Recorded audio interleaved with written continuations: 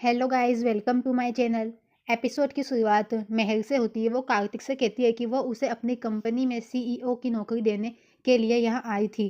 5 lakh per month, घर, car और सभी सुविधाओं के साथ। कार्तिक सुरभि की तरफ अजीब नज़र से देखने लगता है। लड़की उससे जवाब पूछती है। वो कहता है कि उसे सोचने के लिए समय चाहिए। वो उसे 2 घंटे देती है और कहती है कि वो उससे ऑफिस में मिलेगी।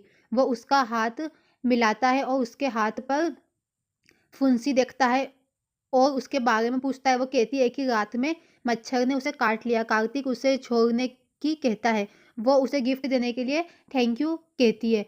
फिर पूर्वी उसके पास आती है और पूछती है कि क्या गिफ्ट। रघु अंदर आता है और उन्हें बताता है कि उसने उसे एक कार गिफ्ट दी है। कार्तिक की शिकायत है कि कोई उसकी बात सुनने को तैयार नहीं था। उसे बाहर सोना पड़ा। लता कहती है कि उसके घर में 5,000 नहीं है और वो कार गिफ्ट कर रहा है। सुरभि भी परेशान हो जाती है। कार्तिक आता है रसोई में और सुरभि से बात करने के लिए कहता है। वो उसकी बात सुनने के लिए तैयार नहीं रहती। फिर मेहर अपनी रोलिंग कुर्सी पर बैठ जाती है। वो अपनी दिवंगत माँ को फ़ोन करती है और कहती है कि उसने कार्तिक को एक ऑफ़र दिया है। उसने समय मांगा है और उसने उसे सिर्फ 2 घंटे दिए हैं, जिसमें से 37 मिनट पहले ही बीत चुके हैं। जब वो एक साथ काम करेंगे तो वो एक दूसरे के साथ टाइम बिताएंगे। वो फिर हंसती है। दरवाजे पर कोई आता है। उसका मैनेजर कार्तिक के बारे में कुछ जानकारी लेकर आता है। वो घबराई हुई रहती है और पूछती है कि ऐसी कौन सी जानकारी थी जिसका वो वेट नहीं कर सकता। मैनेजर कहता है कि उसने सुना है कि कार्तिक शादीशुदा है। वो कहती है कि वो पहले खुद कंफर्म होए, फिर बोले कि वो शादीशुदा है या नहीं। फिर कार्तिक सुरभि का हाथ पकड़कर उससे पूरी बात बताता है। वो उसे बताता है कि वो भी ताई के घर पर थी। वो उसे बता भी नहीं सकता था। सुरभि कहती है कि वो सॉरी कहने के बारे में सोच भी नहीं सकता था। उसने इतनी बड़ी महंगी कार दे दी और अपने सर पर कर्जा ले लिया और अपनी फैमिली के बारे में बिल्कुल नहीं सोचा। कार्तिक कहता है कि वो 50 लाख की व्यवस्था करेगा और मेहर ने उसे हर मंथ 5 लाख देने की ऑफर दिया है। सुरभि पूछती है कि क्या उसने नौकरी लेने का फैसला लिया है। वो उसकी बहुत बड़ी प्रशंसक है। उन्हें इस अवसर का लाभ उठाना चाहिए। वो कहता है कि वो नौकरी नहीं चाहता। वो मैनेज करेगा। सुरभि कहती है कि अगर उसने उसे पत्नी माना होता तो वो उससे सलाह लेता। कार्तिक कहता है कि वो अब उससे पूछ रहा है। सुरभि कहती है कि जैसे उसने कार गिफ्ट करते समय उससे पूछा था। कार्तिक कहता है कि वो ओवर रिएक्ट कर रही है। सुरभि कहती है कि अगर कोई उससे पूछता है तो उसे कहना होगा कि वो शादीशुदा नहीं है और गैर जिम्मेदार है। मेहर दरवाजे पर आती है और पूछती है कि क्या वो अंदर आ सकती है। वो कहती है कि वो उससे बात करना चाहती है। वो जानना चाहती है कि उसकी फैमिली में कौन कौन है। कार्तिक पूछता है क्या वो उसका इंटरव्यू ले रही है। मेहर कहती है कि ऐसा कुछ नहीं है, वो सिर्फ जानना चाहती है। सुरभि रसोई में चली जाती है। कार्तिक कहता है कि उसके पिता की बचपन में ही मृत्यु हो गई थी।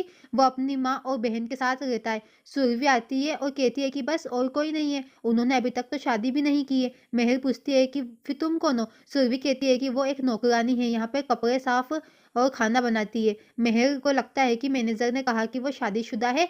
मेहर कहती है कि उसके पास 38 मिनट बचे हैं, वो उसके ऑफिस में बात करेंगे। वो उससे अलविदा कहती है और खुशी-खुशी चली जाती है। कार्तिक सुरभि का हाथ पकड़कर पूछता है कि वो क्या कर रही थी? उसने झूठ क्यों बोला? सुरभि कहती है कि वो उसे सही कर सकता था कि वो उसकी पत्नी है। कार्तिक पूछता है कि क्या ये भी गलती उसकी है? वो उसके सामने हाथ जोड़ता है और कहता है कि वो उसे कभी भी नहीं समझ सकता।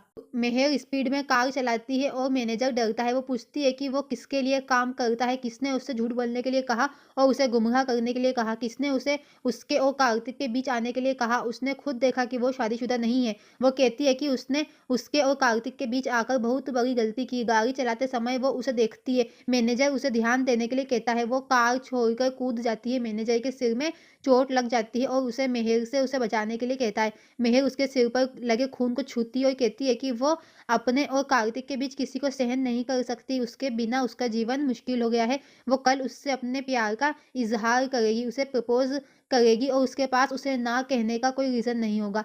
और कहती है कि सिर्फ़ एक आदमी अब उसे मेहर के गुस्से से बचा सकता है। उसे कार्तिक का फ़ोन आता है।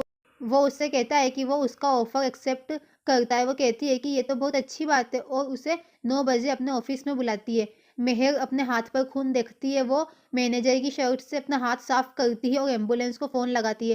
कार्तिक सुरभि से कहता है कि उसने काम के लिए हाँ कह दिया है। सुरभि ऐसा कहती है, कार्तिक कहता है कि वो उसकी पत्नी है इसलिए वो उसे बता रहा है। सुरभि एक पत्नी के रूप में कहती है कि उसने उससे पूछा होगा, वो कहता है कि उसने उससे वो हक नहीं दिया है। सुरभि कहती है कि हक अर्जित किया जाता है। कार्तिक कहता है कि वो नौकरी पर जाने से पहले शर्त लगाता है कि सुरभि खुद उसे ये अधिकार देगी।